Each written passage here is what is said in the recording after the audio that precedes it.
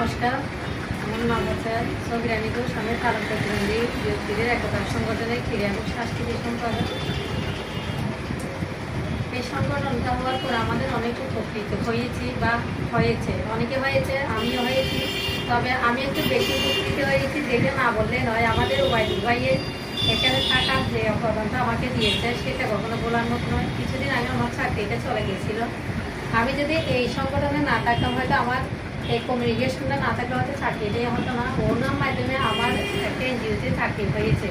এটা আমার অনেক বড় পাওয়া। এটা আসলে আমার জীবনটা একদম অচল হয়ে যেত।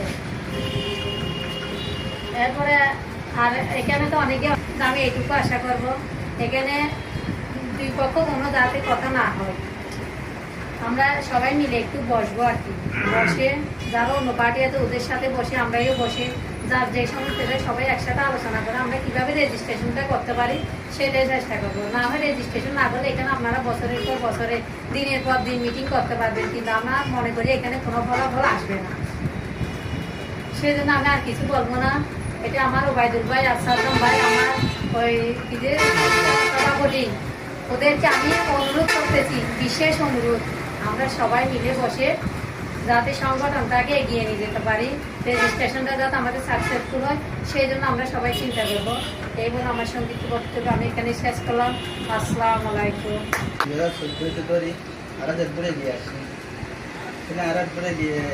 বছর ধরে যেভাবে মিটিং ধরে বিভিন্ন গ্রাম অঞ্চল জানে প্রতিবন্ধী ব্যক্তি অর্গরের ভাই বোন অর্গরের আনাজে কার্ড করে দিয়ে পাতা পাতা ব্যবস্থা করে দিই।